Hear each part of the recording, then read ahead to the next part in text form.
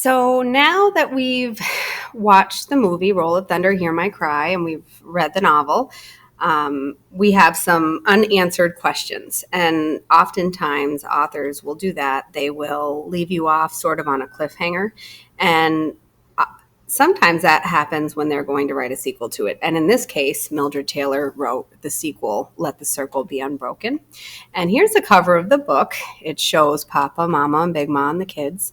And what it doesn't show is that the kids are actually a year older. So probably a little taller, a little bigger than they were in the first book, but we don't see that as much in the picture. But at the same time, the author does not create the cover. The cover is created by an illustrator, an artist, who just takes what they know of the story and creates their cover. So, all right.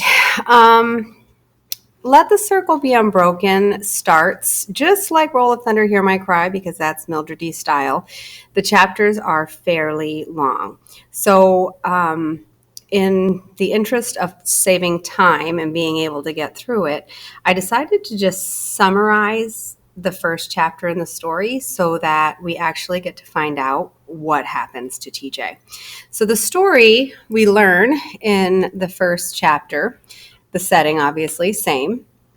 Although many sharecroppers have now been displaced and, things have gotten even tougher on Black families who sharecrop in the community, even those who have their anything of their own. So we learn that TJ is being held in jail and that Mr. Jameson is working toward getting a trial for him, which most people doubt will happen because of the fact that Mr. Barnett was white, and the accusation is that TJ and two other Black boys have committed this heinous crime. So because of that, the community is in outrage. The white community is in outrage because they're trying to get there to be a trial, but Mr. Jameson is working hard for that. And I'm going to go right into chapter 2 and begin reading. Chapter 2. Clarence Hopkins brought the news. He dashed across the school lawn just minutes before the afternoon bell was to ring, crying out to Stacy, who was standing with little Willie Wiggins, Mo Turner, and several other 8th grade boys beside the tree which shaded the well. And I'm going to say also, we can tell again, that Cassie is the narrator once more. He caused such a ruckus with his yelling that all the students still lingering outside were alerted that something important was up. Immediately, some boy, Maynard, and I left the steps of the middle grades building to join the growing circle as little man Christopher John came running from the far corner of the tool shed, where they had been throwing horseshoes. By the time we had pushed our way into the group, Clarence was already into his story. He'd gone home for lunch and had gotten the news from his mother, who had gotten it from Mr. Silas Lanier, who had just come back from Strawberry. TJ Avery was to go to trial next month. "You sure?" questioned Stacy. "They gonna really let him have a trial?" That's what Mr. Lanier said," Clarence replied between gasps to recover his breath. "He'd run all the way from home. He said it's all over town. That's all the white folks talking about." Clarence breathed in deeply before he continued. "They say there ain't no need for no trial, but Mr. Jameson, he been worrying all this time to get one, and he sure enough got it." "My daddy said a trial ain't gonna do no good," remarked Mo, a quiet, gentle boy who usually had little to say in a crowd, but whose opinion was always respected. "Maybe not," agreed little Willie, "but leastways he got one. That's better than nothing, I suspect."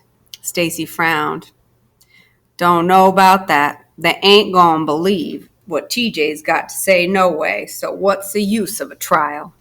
His words were bitter, and no one attempted to answer him as silence settled over the group.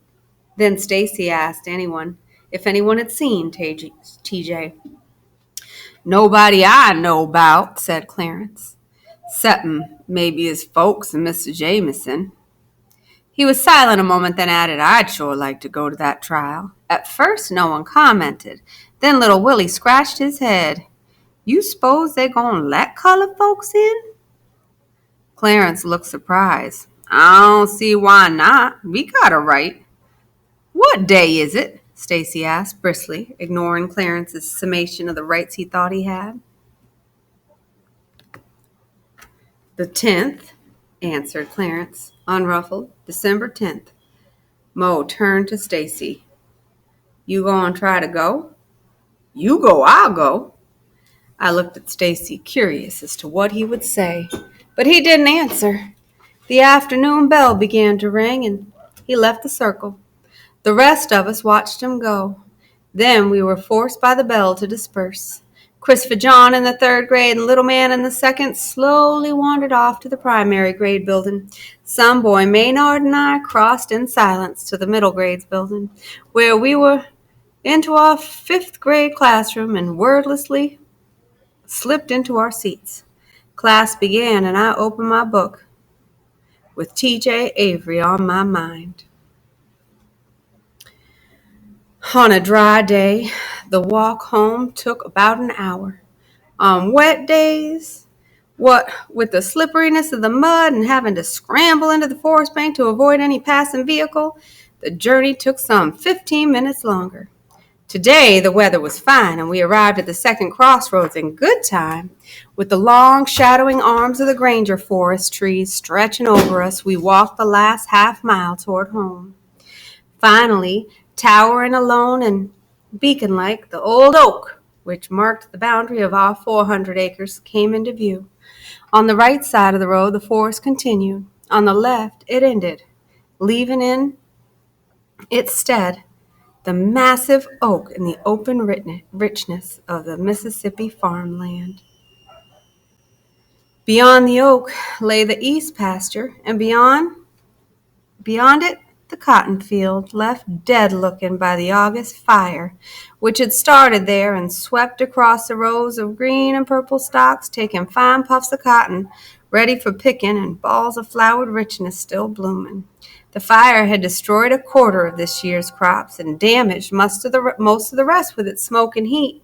The pasture, which before the fire had boasted a soft greenness, was scorched brown, and the oak had been singed by the heat of the fire. A fire Papa himself had started to stop the lynching of TJ. But no one except the family and Mr. Wade Jameson knew Papa had set the fire. It was too dangerous for anyone else to know. The fire had not extended beyond the pasture. Men who had come to hang TJ had ended up fighting the fire instead in order to stop it. Its encroachment eastward to the Granger forest. None of Mr. Harlan Granger's 6,000 acres had been touched. The cotton field ran to within 100 feet of the house and was bordered with a barbed wire fence which continued to the back of the house and the garden gate. Past the fields was a lawn, long and sloping upward to the house. On its western edge, a dusty driveway cut from the road to the barn. Beyond the lawn and the drive lay the west fields, where hay, corn, soybeans, and sugar cane were planted each spring. The fire hadn't burned them, but it wouldn't have mattered as much if it had. Mostly the hay and soybeans and the sugar cane were not cash crops. It was the cotton we depended upon for our income. Perhaps too much. Going up the drive, we followed the path of giant rocks leading to the back porch and entered the house through the kitchen. There we found Big Ma at her usual place by the cast-iron stove, stirring a pot smelling strongly of collard greens. One look at her, and it was evident where Papa gotten his looks. Tall and strongly built, her coloring was the same pecan brown, and she carried no fat. She turned as we came in with a smile and started vanishing when she saw our faces. The years had taught her to discern whenever something was wrong, and before we could say anything, she demanded to know what was the matter. When Stacy told her, she shook her head, muttering, "Lord, Lord," and absently continued to stir the collards. Stacy watched her a moment, then went through the curtained doorway which separated the closed-like kitchen from the dining room, and into the room he shared with Christopher John and Little Man to the right of it. Christopher John and Little Man followed him, but I stayed behind to ask Big Ma about Mama, Papa, and Mr. Morrison. Once I'd found out where they were, I left as well, going through the dining room and Mama and Papa's room to the room Big Ma and I shared. There, I finally shed the school dress and slipped into the comfort of well-worn pants. My first impulse was to toss the dress on a chair, but knowing the fussing that was sure to come, I was about to hang it up when I heard a wagon turning into the drive, and deciding on first things first, tossed it anyway and ran outside. The wagon rolled to a stop, and Mr. L.T. Morrison stepped down.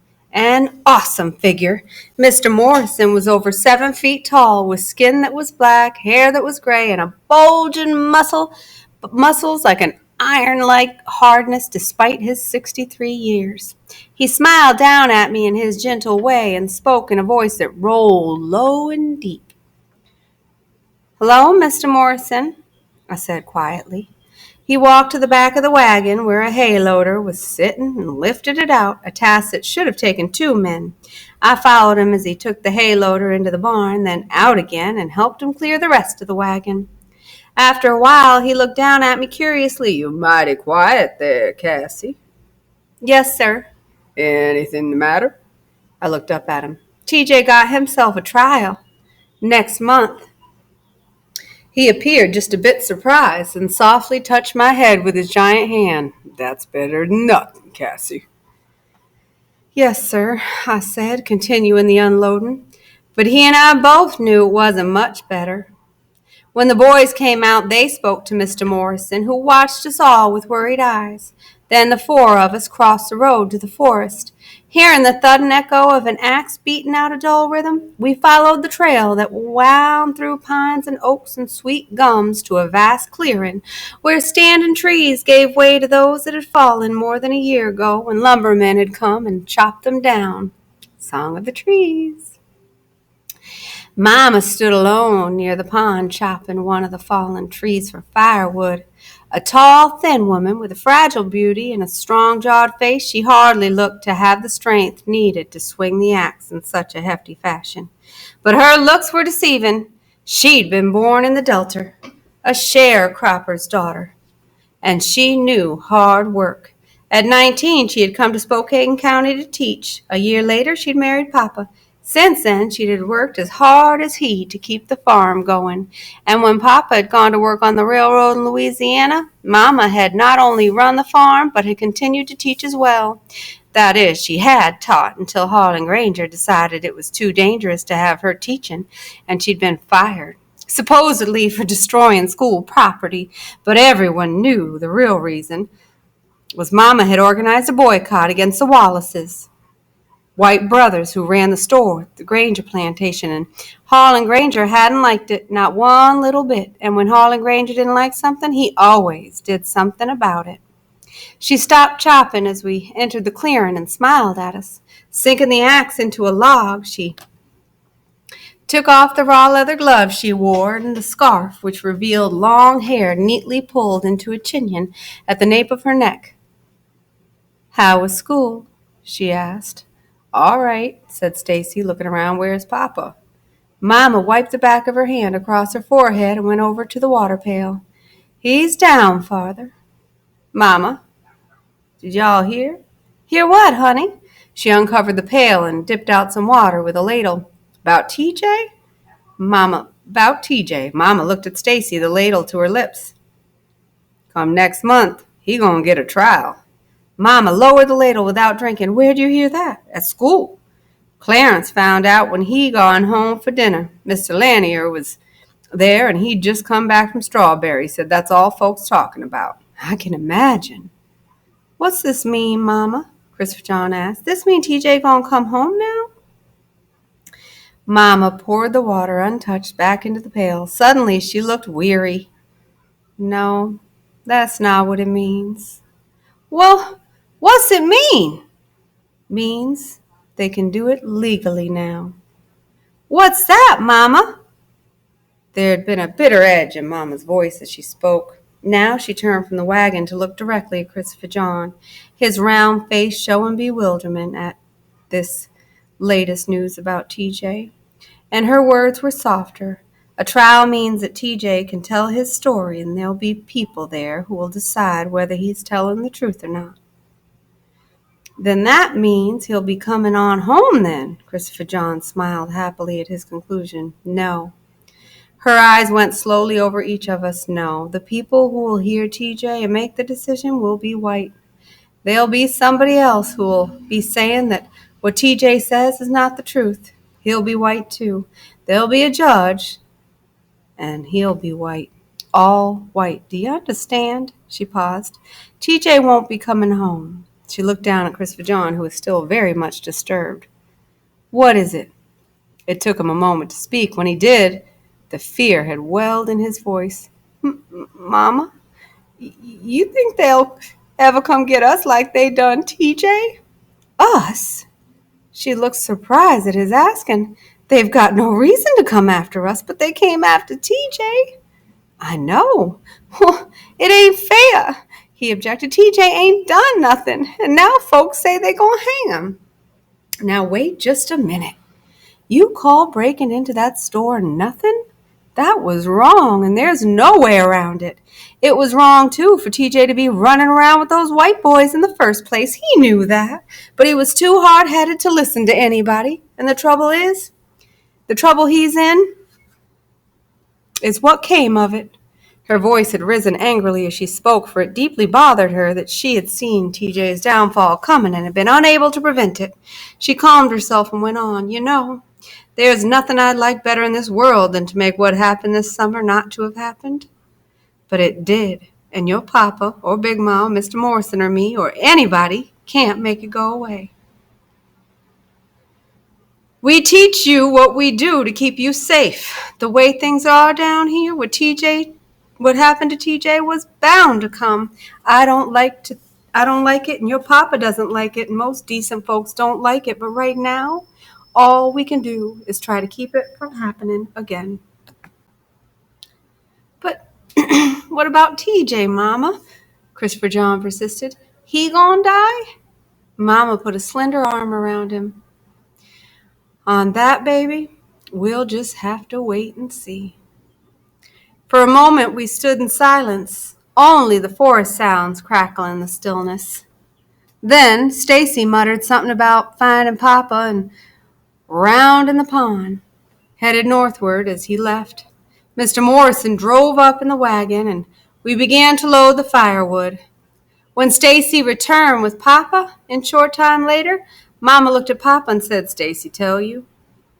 Papa nodded and swooping little man up, set him onto the back of the wagon and gave him a stick of wood to stack. Little man quickly placed a stick at the wagon's head, then ran back for more. Y'all got quite a bit of chopping done down in here, Mr. Morrison said as he brought an armload of wood to the wagon. Papa looked around the clearing. It'll be a while yet before it's all cleared out. Them lumbermen did a lot of damage. Got another load stacked further down. We finish this, then it'll be morning. I figure we'll go get another. Papa turned to Stacy. For a moment, Stacy faltered. Then he said, Papa, I want to go to the trial. Mama, walking toward the wagon with an armful of wood, stopped so suddenly several sticks fell off. Now that's the last thing you're going to do, she said. Mama, I gotta go. TJ gonna need me. Maybe there's something I can say. Maybe tell him about him coming here that night. You think these people are going to believe anything you have to say? TJ's going to trial before an all-white jury and a white judge in a town and a state and a country ruled by white folks. For you to get up there and say anything will just make it worse. Stacy looked defiant. I seen him that night. 'Fore them men come. Could tell him what TJ said. Tell how beat up he was. Now just calm down here a minute, Papa said. You've done a lot of learning and a lot of growing the last few years, and I figure you know by now things ain't fair in this life for hardly nobody. And for a black person, there ain't hardly no such thing. Now we done all we could do for TJ that night of the fire. But I'll tell you, son, there ain't nothing else we can do. He's in the hands of the law now, and the law, like just about everything else in this country, is made for the white folks. You get up there talking about being with TJ that night, maybe them white folks in town might just get to thinking that you was one of them boys broke into that store with TJ. Stacy looked uneasy. TJ'll tell him it wasn't me, that it was the Simses. Papa waited a moment, his eyes hard on Stacy.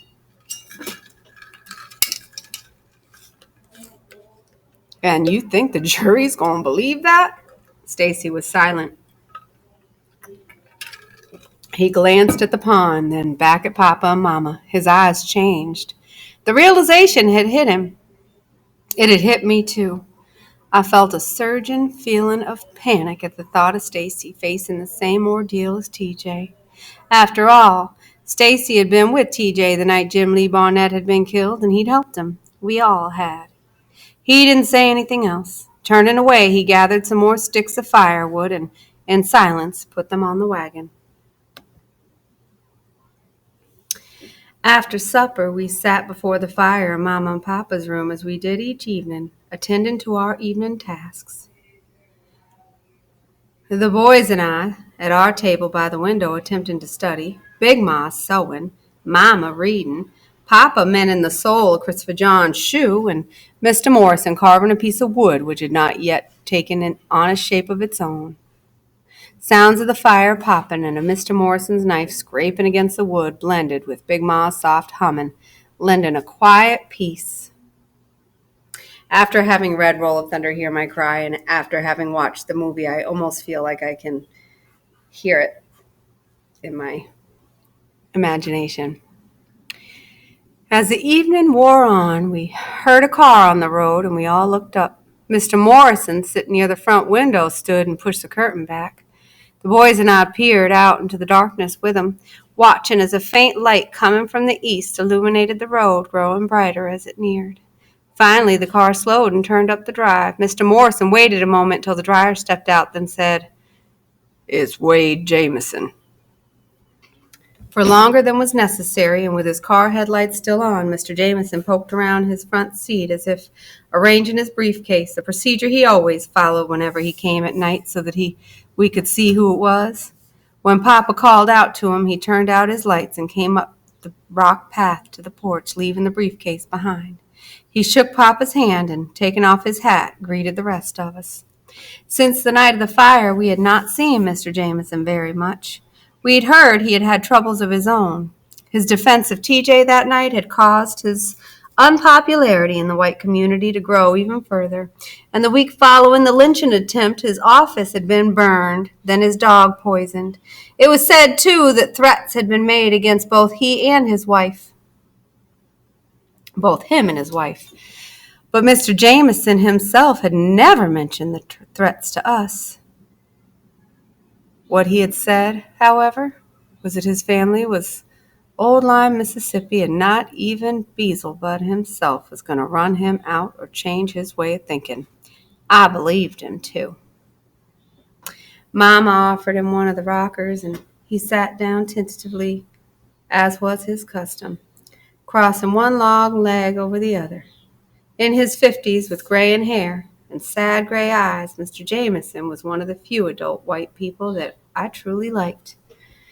"I'm only going to be here a minute," he explained as Mama took his hat and laid it on the bed. "I was just down at the Averys and thought I'd stop by before I went back to town to see if you'd heard about the trial." As usual, Mr. Jamison came straight to the point. He understood as well as we did that the friendship and goodwill we shared with him was different because from that which we shared with our neighbors in the black community or that which he shared with his friends in the white community. There was mutual respect, and because the years had proven it justified a mutual trust, but there was no socialization other than the amenities. Amenities are like, hi, how are you? Oh, I'm fine, great. How's the wife? Fabulous. Neither he nor we would have felt comfortable in such a situation, for the unwritten laws of the society frowned upon such fraternization, and the trust and respect were valued and needed more than the socializing. We got the news this morning, Papa replied. The children heard about it at school.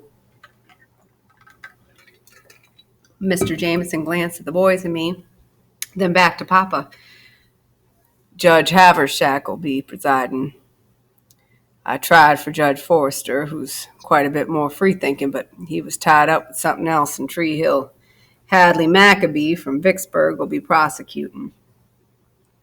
Papa was silent a moment before he observed, I don't suppose it really matters that much who the judge or the prosecutor is, does it?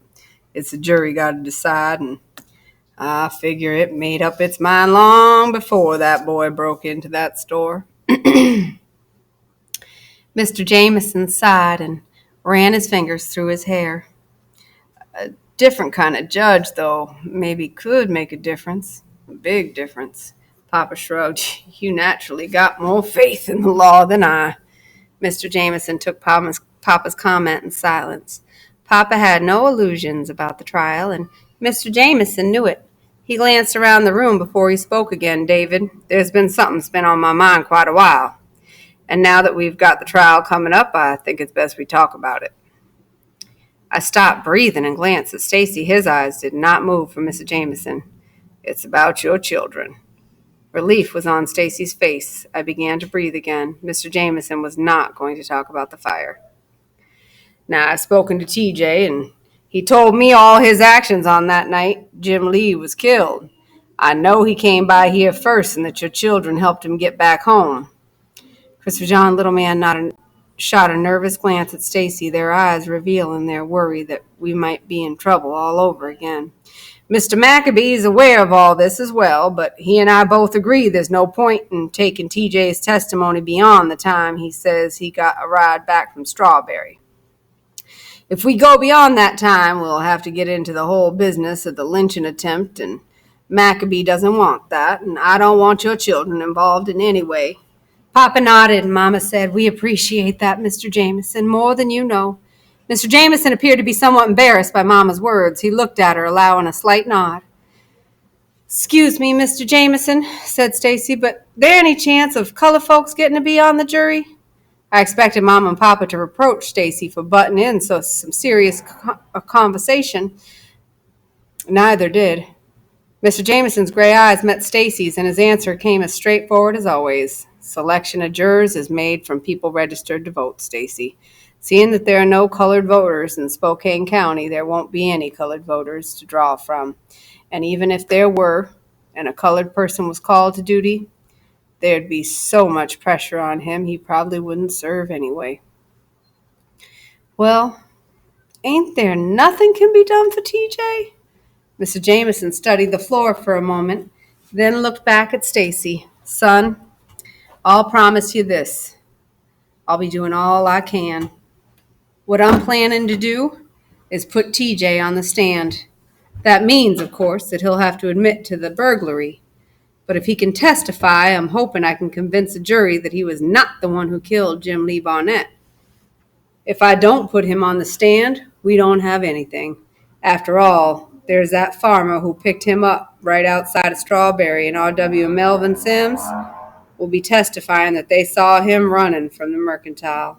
And then there was that pearl-handled gun found in TJ's mattress. I can perhaps punch some holes in the prosecutor's case, but not enough. He'll have to take the stand. And if they don't believe him, then we'll try to get an appeal. Another trial. Stacy nodded and said no more. Mr. Jameson waited as if he expected more questions. I kept hoping that one of the grown-ups would ask the question I would have, I would have liked to ask about the proceedings, but none of them did. It was as if the verdict was already in. With no more questions asked, Mr. Jameson said, "David, there was something else. I was wondering if any of you were planning to go to the trial."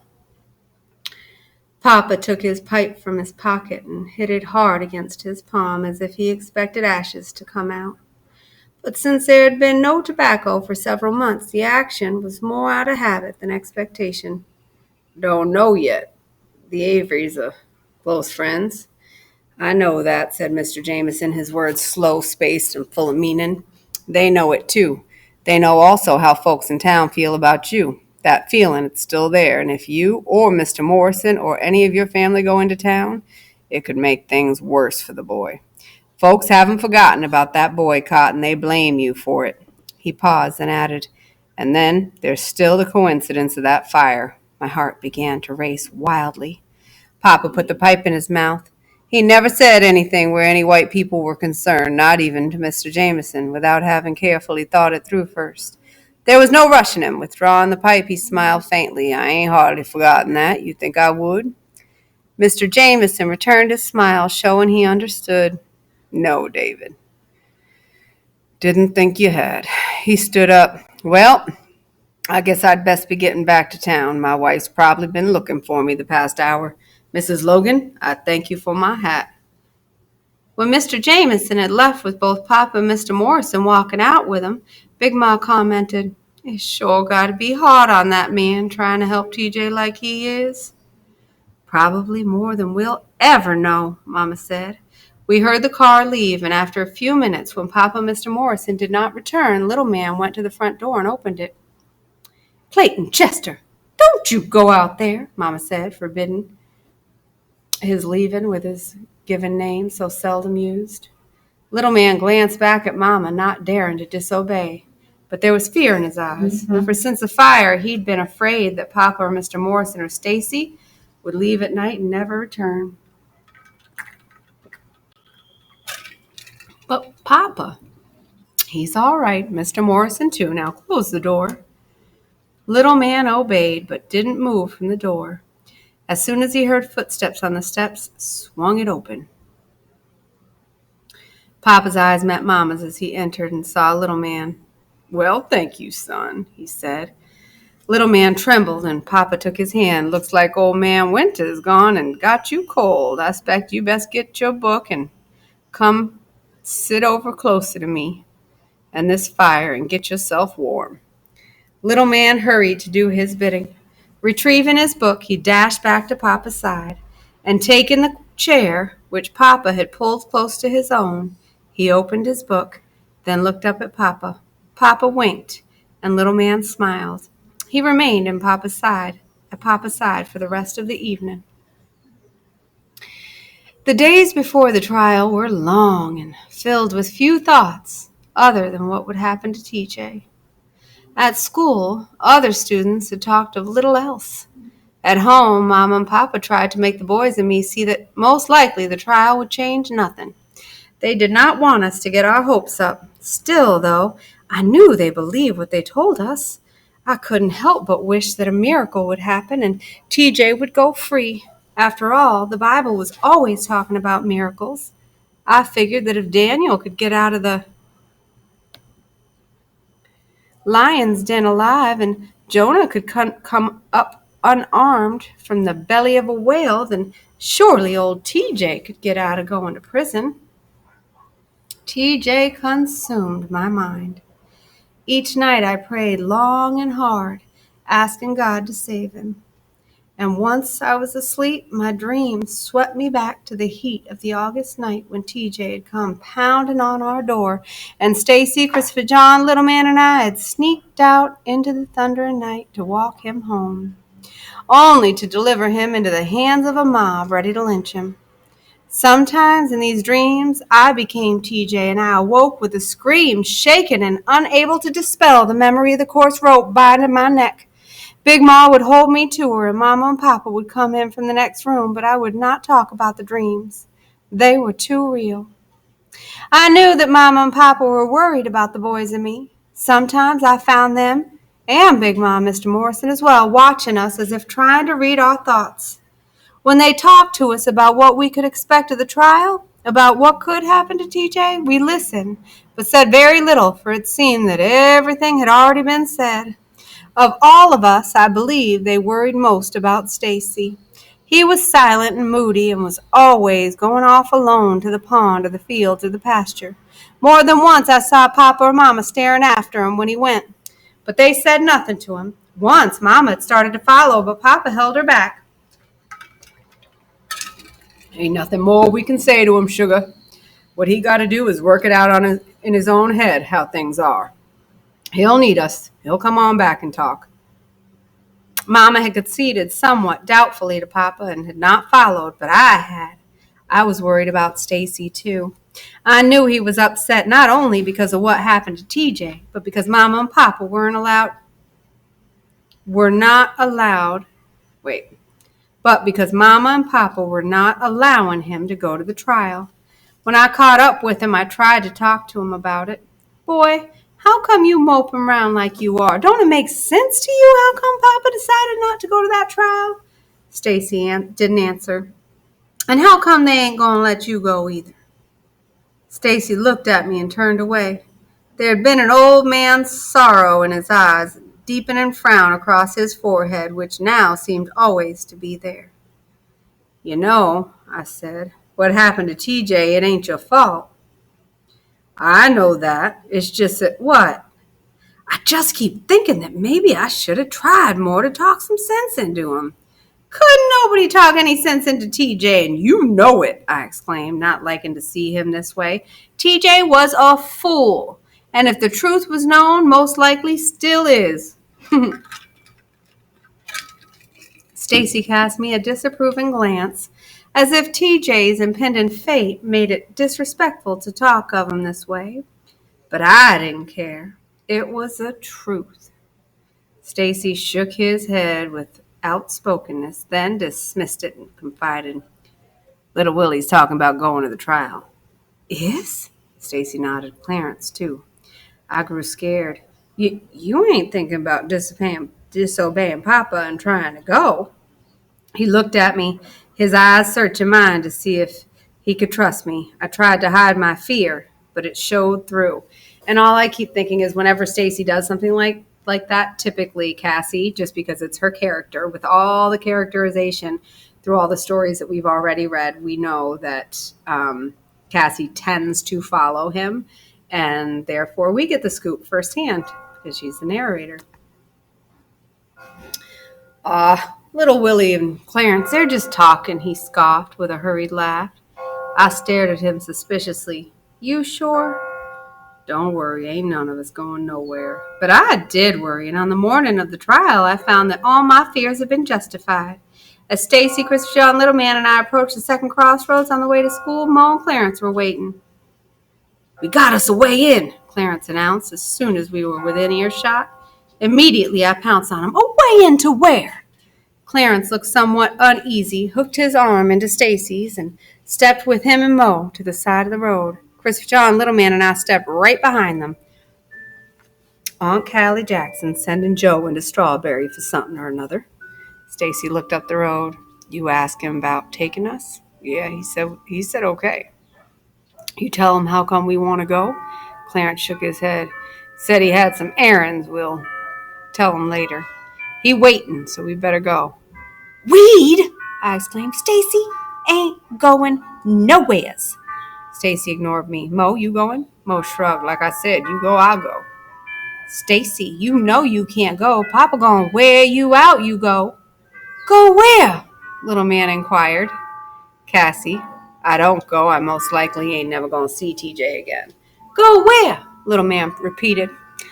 Well, that ain't no great loss, I cried, too afraid for Stacy's safety at the moment to concern myself with TJ's future. You getting into trouble ain't gonna help him none. Look, Stacy, we gonna have to go, 'cause Joe ain't likely to wait too long, urged Clarence. Where's he waiting? Down past the school. Stacy glanced down toward Great Faith. What about little Willie? What's he gonna do? Haven't seen him yet, admitted Clarence, but he was talking like he'd go if he found a way to get into town. It's "It's near 8 o'clock already," said Stacy. "We ain't likely to get there now before noon, and even if the trial's still going on, we ain't gonna get back till after school's out." Mo nodded, acknowledging the precarious timeline. Stacy and Clarence looked at him and each other, each aware of the fate which would be awaiting them upon their return. It was Stacy who made the decision. "All right, let's get little Willie." "Where y'all going?" Little man demanded once more. "They think they're going to Strawberry," I told him. Christopher John's eyes widened. "Strawberry? Stacy, you can't do that. Papa said." "I know what Papa said, but this here is something I gots to do. I'll get my whipping when I come back, but I'm going to have to go. Done made up my mind to that." "Well, you just better unmake it," I advised. Stacy glared at me, but with no time to argue the point, started down the road toward school between Mo and Clarence. As Chris John, Little Man, and I ran along behind them, I pleaded with Stacy, cajoled him, threatened him with every dire consequence I could think of, but none of my talk changed his mind. When we reached Great Faith, he stopped. "Now, y'all gonna have to let me do this. When school's out, y'all go on home and tell Papa what I done." "What?" "Tell him what I done so's y'all won't get into trouble. I'll be all right." And with that, he walked up the lawn with Mo and Clarence in search of little Willie. Christopher John, Little Man, and I watched him go. "Cassie, Stacy, he gonna be all right," whispered Christopher John. "I don't like him going all the way to that place by himself." "Me neither," admitted Little Man. I made no comment as I watched Stacy, already nearing the middle grade building. In a few minutes, he would be back again and on his way to Strawberry. I figured if I lit out running for home, Papa riding our mare, Lady could overtake Stacy before he got there. But only part of me wanted to do that. The other part wanted to jump on that wagon and go with him. Not only to make sure he remained safe, but to see firsthand what was to become of TJ.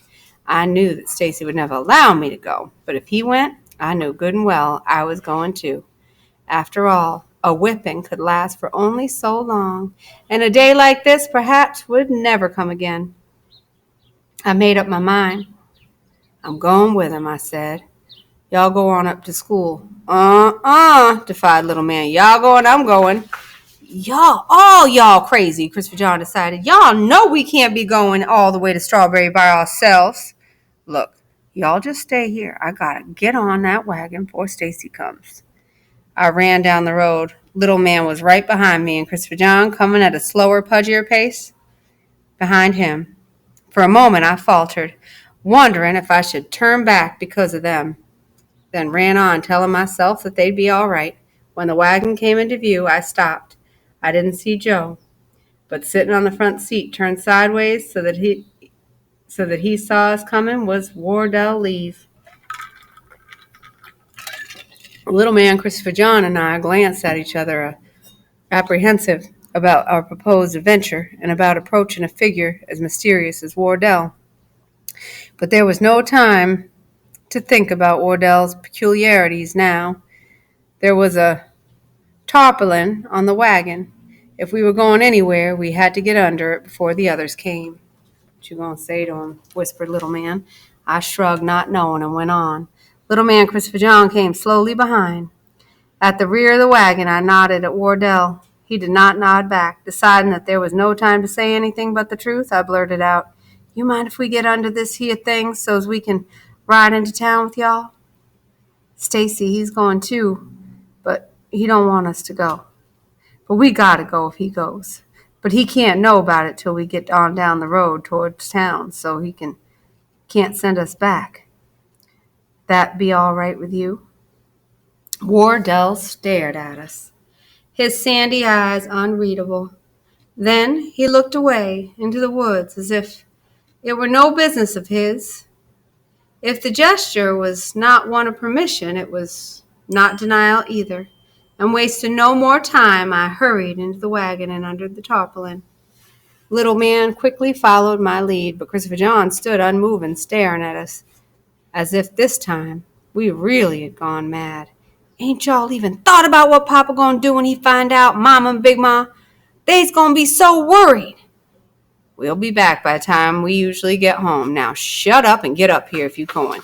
You ain't going, then get on back to school before Stacy sees you. Christopher John glanced angrily up at me, his face in anguish and indecision. I knew that he did not want to go, but I also knew that if the rest of us were committed to going, he would not be left behind. Well, I demanded, what you gonna do? Grumbling, he got into the wagon. How far is it, Cassie? The little man asked, filled with curiosity about the town he'd never seen. 22 miles or so.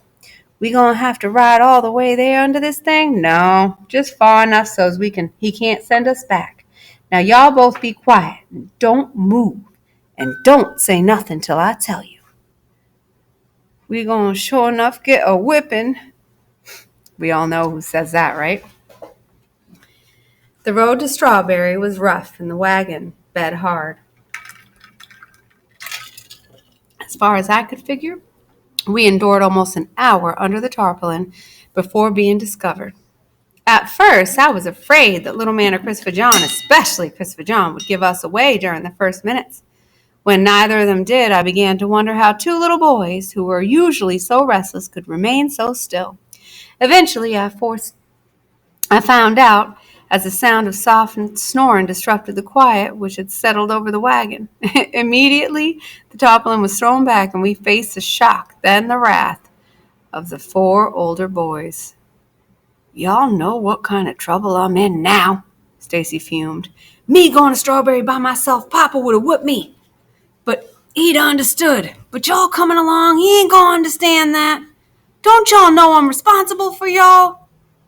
Then you should have stayed at school, I responded, feeling stiff from having had to lie still and not at all like soothing his disturbed conscience. He stared at me with fierce hostility, then turned gloomily back to the road. Everyone waited for him to say something. Joe, he called at last, you gonna have to go back. Ah, Stacy, what they gonna get into? Questioned little Willie.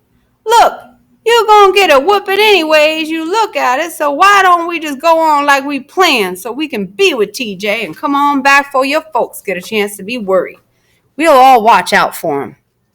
Stacy looked away, trying to make up his mind. I started to say something, but decided I'd better not. Things go for TJ the way folks say, Mo said softly. We probably feel a lot worse than a whipping. We don't go. Mo's statement settled in, and we remained in the wagon. By noon, we were rolling down the main street of Strawberry. Christopher John and Little Man stared out at it with bright, curious eyes. But the rest of us, having been there before, glanced around dully in a hurry to get on to the trial. Nothing much about Strawberry had changed since I'd first seen it a year ago. The veranda still sagged and the building still stared grayly out at the 3-block asphalt road, which, along with the spindly row of electrical poles lining it, brought the only touches of modernity to the place. The street, however, was strangely deserted. When I had come the one time before, it had been market day, and the streets had been filled with country people and townspeople alike, sauntering along the sidewalks and in and out of the shops. Now the doors to the shops were closed, and the few people whom we did see seemed to be in a hurry to get someplace else. We passed the mercantile, which had belonged to Jim Lee Barnett. I pointed it out to Little Man and Christopher John. The shades were drawn as if it were closed, though I had heard that Mrs. Barnett, with the aid of her brother, had kept the store open after her husband's death. A farm wagon, loaded down with a white family and household furniture, was parked in front of the store. We glanced at them, then quickly looked away before they saw us. We guessed they had lost their farm. These days, dispossessed farmers were not a common sight. Another block down was where Mr. Jameson's office had stood and where rebuilding was already underway. Across from his office was a courthouse square, but before we reached the square, Joe pulled up the reins and stopped the wagon. "What you stoppin' for?" demanded Clarence. "The courthouse down that-a-way." Joe's eyes followed the direction of Clarence's finger pointed toward northward, up Main, then looked back at Clarence.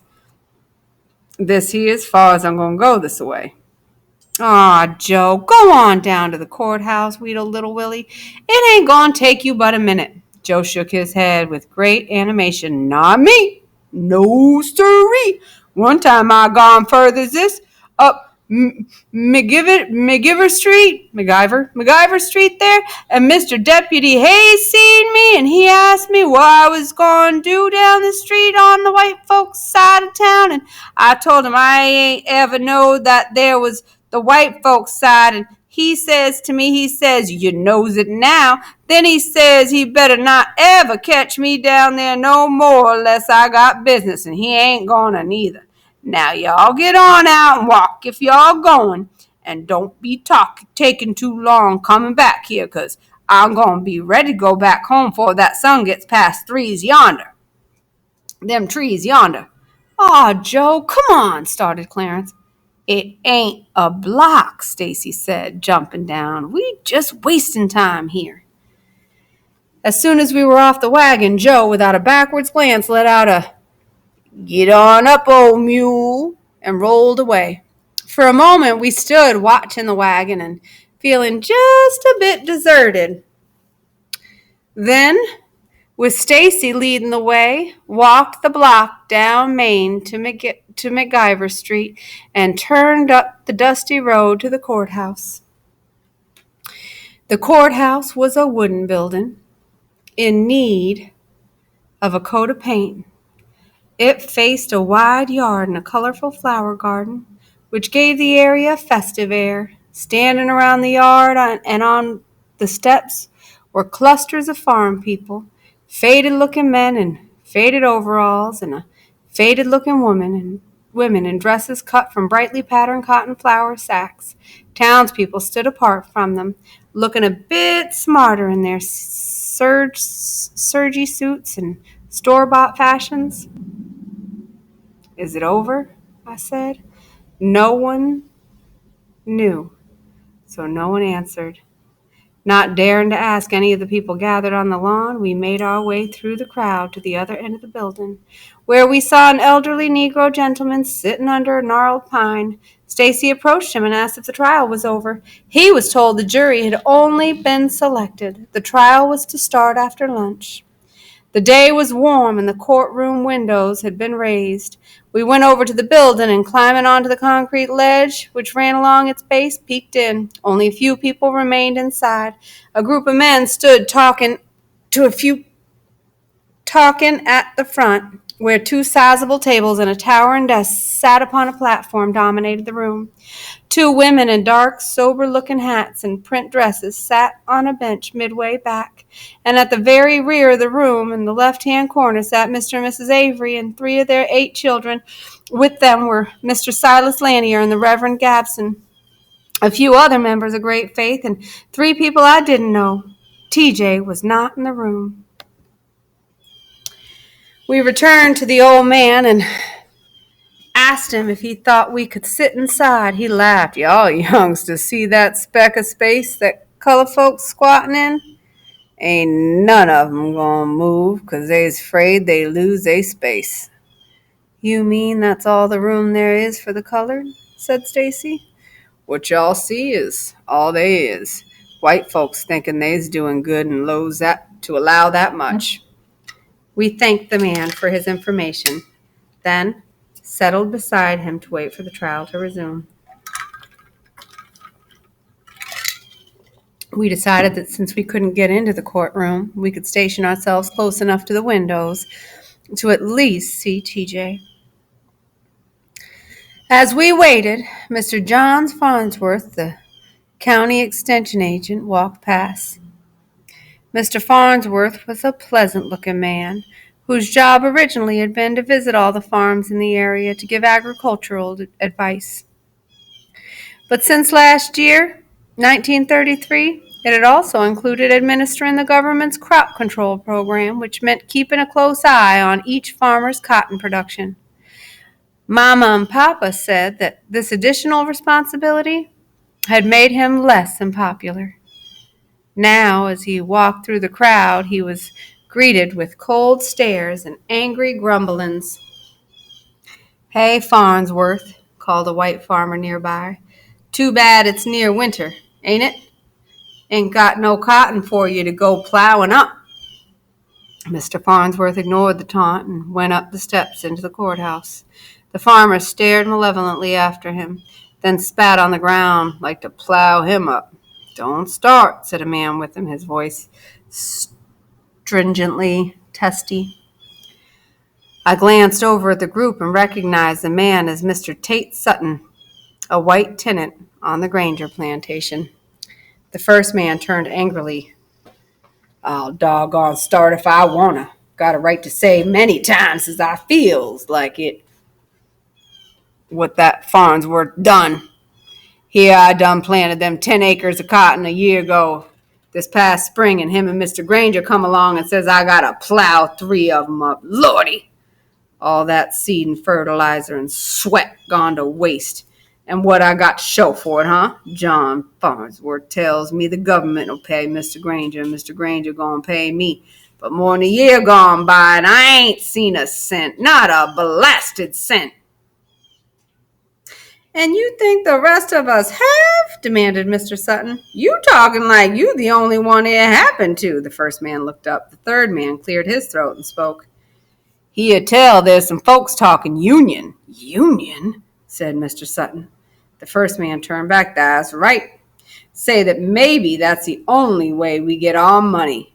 "You mean the union business with N-words?" said the first man. "Most likely. Well, as far as I'm concerned, hell's gonna have to freeze over before I go joining anything with a stinking N-word." "Same here," hastily agreed the man who had brought up the union talk. "Things may be bad, but ain't nothing that bad. Lordy, nothing." The clusters of people began to break up and drift back into the court building.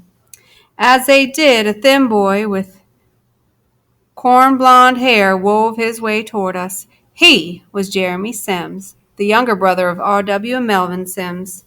"Hey, Stacy, Mo, all y'all," he said. Stacy and Mo stood to greet him. "Hey, Jeremy," we replied.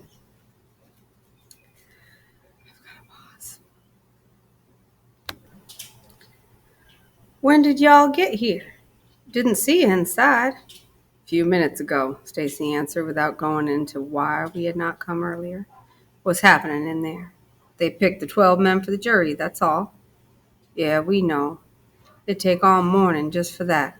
Jeremy shrugged. "Folks say it shouldn't have. But Mr. Jameson, he was asking a lot of questions of every man up in for jury duty." "Like what?" Jeremy looked uneasy. Like, did they respect the law, and would they ever take the law into their own hands?